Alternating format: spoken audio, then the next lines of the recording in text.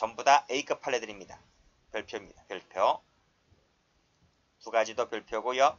그 다음에 또 나와 있어요. 그 다음 판례도 별표예요. 이 세 가지는 꼭 좀 알아두셔야 돼요. 자, 다시 원위치 한번 해보시면 두루마리 화장지 사건을 볼게요. 갑은 큰아들이야. 큰아들. 자기 집 안방에서 잠을 자고 있던 아버지가 있었고요. 동생이 있었어요. 아버지하고 동생을 살해하려고 그곳에 있던 두루마리 화장지를 장롱 뒷면에 나 있는 구멍을 통하여 장롱 안으로 집어넣은 다음, 그래서 라이터로 화장지에 불을 붙여 장롱으로 번지자 그것을 빠져나왔다. 요즘 친구들은 잘 모를 텐데 옛날 흙집 있죠. 흙집. 그래서 그 안방에서 장롱으로 구멍이 났다 했잖아요. 두루마리 화장지를 쓱쓱 길게 해서 막대기처럼 해서 쓱쓱쓱 집어넣으면 구멍으로 들어가요. 그래서 부엌으로 와서 거기서 성냥불을 켜대니까 그 화장지를 타고 안방으로 들어가게 되는 거죠. 그래서 안방에 있는 그 이불까지만 가면 되는 거예요. 그래서 이불에서 불이 나게 되고 불이 옮겨지게 되고 거기서 불에 타 죽게 됩니다. 그래서 을과 병을 연기로 하여금 질식사하도록 하였다. 갑의 측은 하는 거예요. 자, 죄가 어떻게 될까요? 자, 교재 노트 와보세요.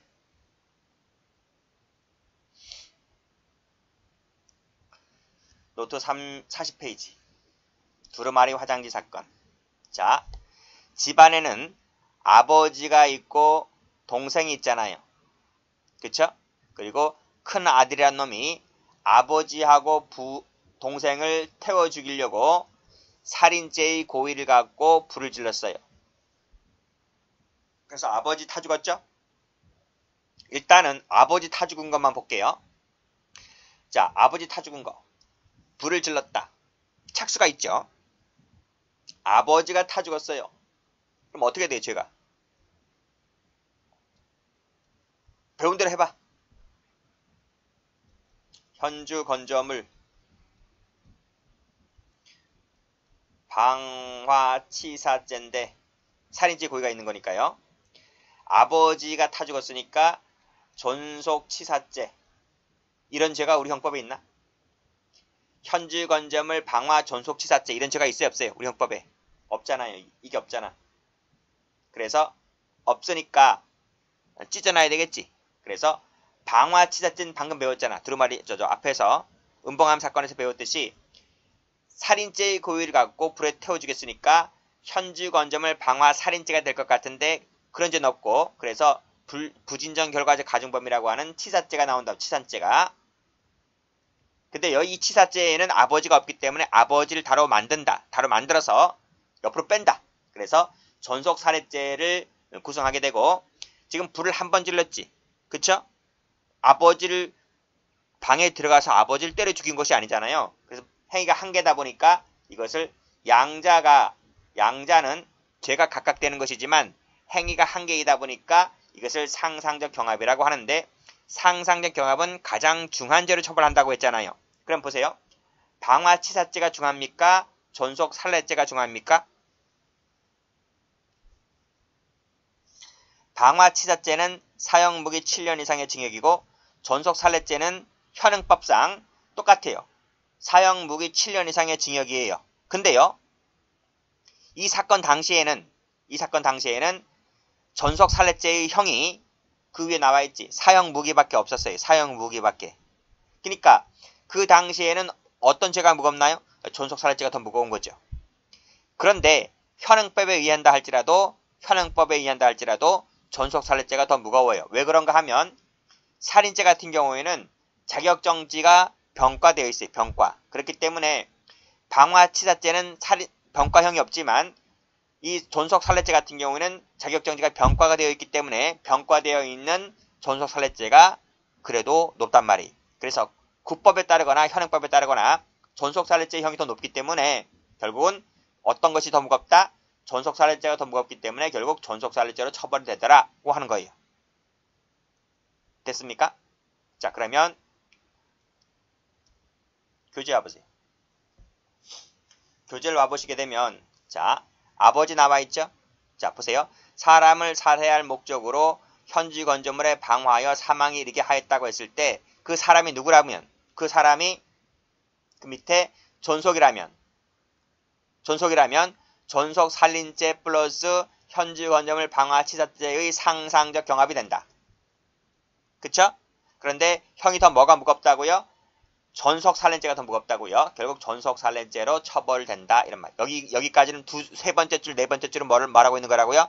아버지가 불에 타 죽은 사건을 말한다고요. 여기 이 앞에서 끊고. 근데 동생 얘기 남았죠? 동생 보겠습니다. 다시 노트를 와보면 자, 갑이 살인죄의 고의를 갖고 불을 질러서 태워 죽였는데 여기서 동생을 봅니다. 자, 동생이 타 죽었어요. 그러면 자, 우리 동생 살인죄라고 하는 건 없잖아요. 그쵸? 보통 살인죄 아니면 존속 살인죄지 동생 살인죄는 없거든요. 그래서 현지 건조물 방화 치사죄 하나로 끝나요. 이 치사 속에는 뭐가 들어와요? 동생이 포함되는 거예요.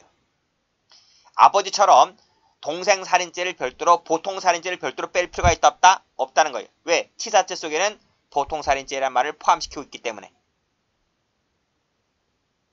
됐나요? 그래서 동생 타 죽인 사건은 2죄 1죄가 될 뿐이다.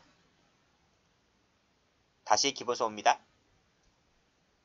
자, 올라가면 사람을 살해할 목적으로 이때 사람이 누군가요?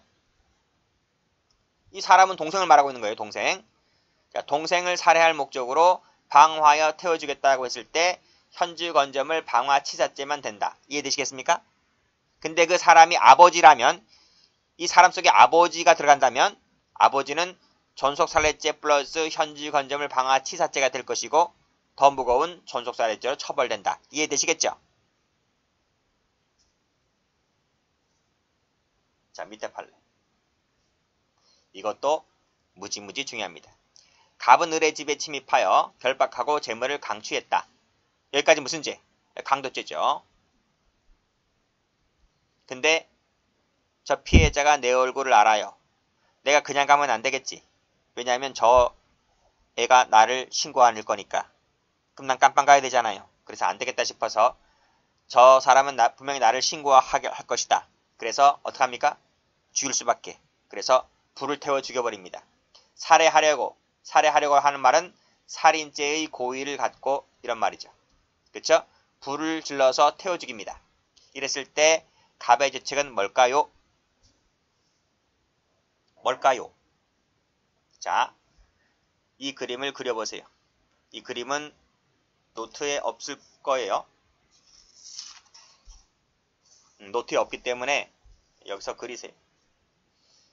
자, 이렇게 집 한 채를 그려요. 그렸어요? 자, 그리고 갑이라고 적으시고 그 다음에 을이라고 적으세요. 갑은 누구예요? 갑은 강도예요. 나와 있잖아. 재물을 강취했으니까 일단 갑의 신분은 뭐예요? 갑의 신분은 강도인 거예요. 그냥 나가려고 하니까 저가 나를 신고할 것 같아요. 그래서 어떤 생각을 가져요? 살인죄의 고의를 갖는 거예요. 자, 살인죄의 고의를 갖고 불을 태워 죽이려고 하는 거예요. 그래서 불을 질러버렸어요. 그래서 이 을은 불에 타 죽었어요. 소사했어요. 사망을 했다 이런 말이. 자, 이랬을 때 갑의 죄책은 뭘까요? 강도가 살인죄의 고의를 갖고 불을 태워 죽여버렸잖아요. 강도라는 신분을 가진 자가 살인죄의 고의를 갖고 죽여버렸다고요. 1번 강도 살인죄가 되죠. 맞죠? 이 살인은 뭐예요? 살인죄의 고의가 있기 때문에 강도 살인이 되는 거예요. 지금 그런데 불을 태워주겠다고 했는데 지금 강도 살인죄는 불이 들어가 있지 않잖아요. 그럼 불을 만들어줘야 될 거 아니에요. 그치? 자, 불을 만듭시다. 자, 그러면 불을 태워 주겠죠. 고의를 갖고 그러면 뭐가 됩니까? 현주 건조물 방화 살인죄입니까? 치사죄입니까?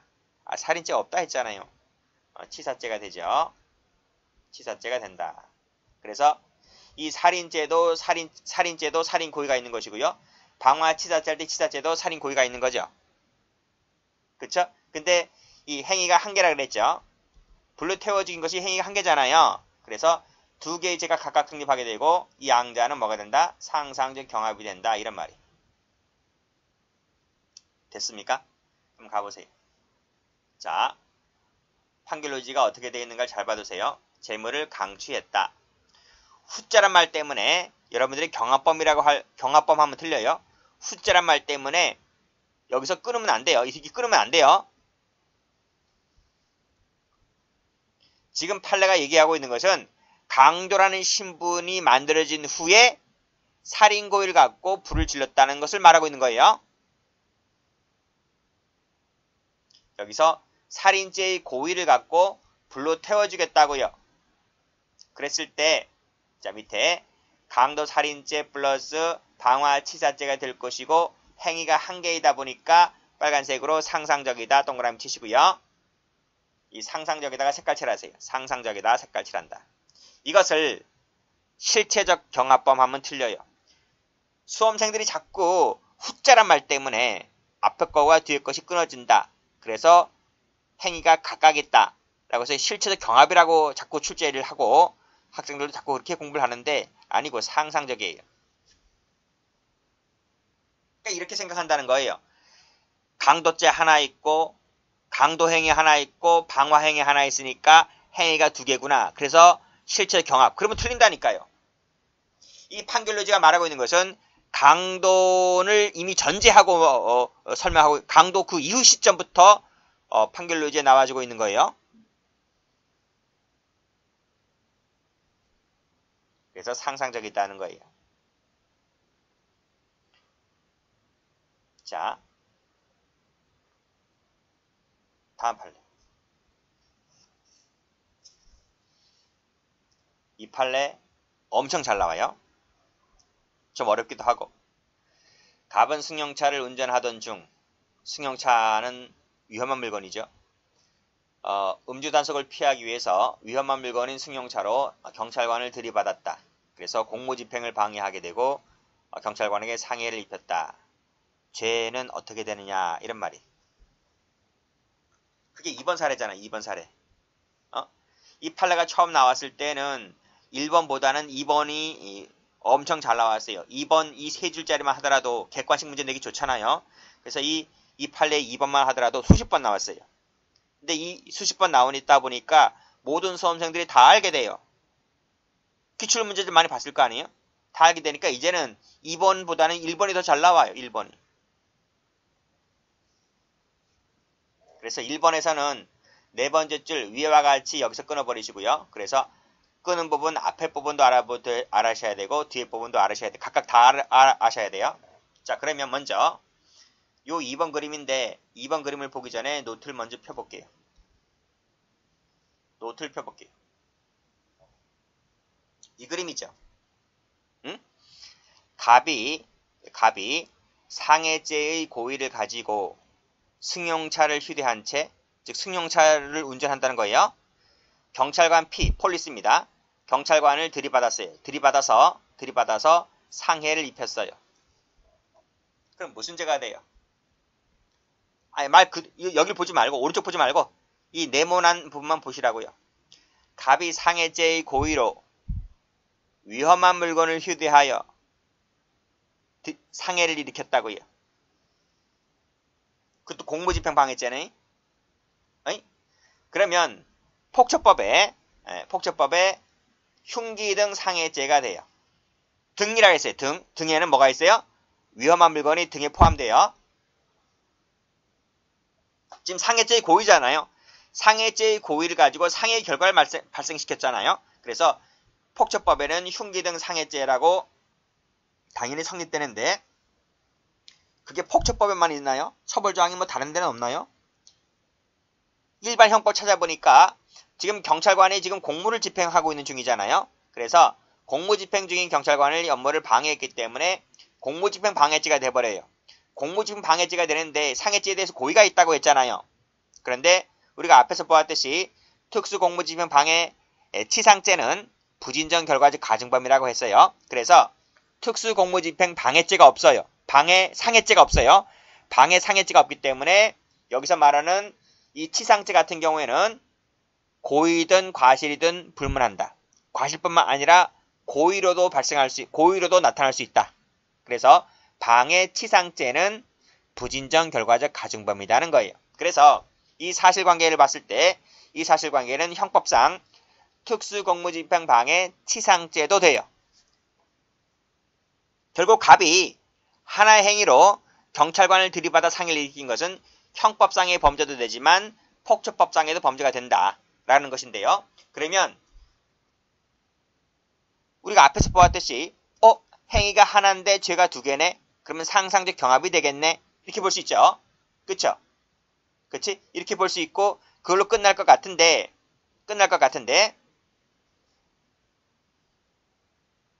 판례는 여기서 끝내지 않아요. 지금 봐봐요. 교재 한번 보세요. 교재를 한번 보면 2번부터 먼저 읽어볼까요?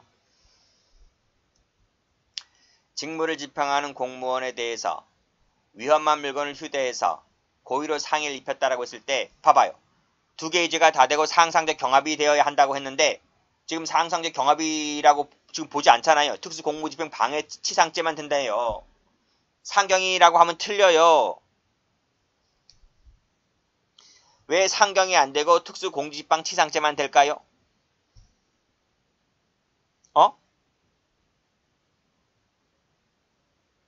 그 이유가 여기 1번에 나와 있다. 1번에. 그래서 이 1번이 엄청 중요하다 이런 말이에요. 1번 가기 전에 다시 노트를 와볼게요. 노트를 와보시면 이 당구장 표시가 되어 있는 이 박스가 판결요지에서 1번을 얘기하고 있는 거예요. 보겠습니다. 자, 부진정 결과적 가중범과 그리고 고의범과의 관계인데요. 지금 방금 보았던 이 사실관계에서 보았던 고의범이라고 하는 것은 예로서 흉기 등 상해죄를 말하고 있는 것이고요. 그 다음 부진정이라고 하는 것은 특수공무집행 치상죄를 말하고 있는 것입니다. 그건 어디까지는 예일 뿐이고요. 자, 일단 예를 보지 말고요. 이 부진정 결과적 가중범과 고의범과의 관계인데 이 두 가지 죄수가 자, 먼저 이 부진정 결과적 가중범이라고 하는 것이 고의범보다 형량이 높다. 또는 형량이 똑같다. 즉 부진정 결과적 가중범이 고의범보다 형량이 크거나 같다. 이 두 가지 사례 같은 경우에는 판례가 부진정 결과적 가중범만 된대요. 반대로 고의범이 형이 더 높대요. 결과적 가중범보다. 그랬을 때는 두 개의 죄가 다 전부 성립을 하게 되고 이때 비로소 상상적 경합이 된다. 이런 취지예요. 그런데 올라가 볼게요. 자, 특수공직방 치상죄, 방해치상죄의 형량을 찾아보니까 이것이 3년 이상의 징역으로 되어 있어요. 형법에. 그리고 폭처법에 흉기 등 상해죄를 찾아보니까 형량이 3년 이상의 징역으로 되어 있어요. 형량이 똑같아요? 같아요? 달라요? 똑같아요. 형량이 똑같아요. 자, 근데 밑에 도표에서 뭐라고 했습니까? 형량이 똑같다고 하면, 여기 똑같다고 했잖아요. 중간에 똑같다고 했잖아요. 똑같다고 하면 부진정 결과적 가중범만 되지 밑에 나와 있는 상상적 경합이 되지는 않는다 이런 말이에요. 그래서 형량이 같기 때문에 부진정 결과적 가중범만 된다. 그래서 올라가 보면 두 개의 죄의 상상적 경합이 되는 것이 아니라 뭐만 된다? 특수공직방 치상죄만 될 뿐이다. 이런 말이. 그래서 다시 교재를 와보세요. 자, 1번 지문을 잘 봐두세요.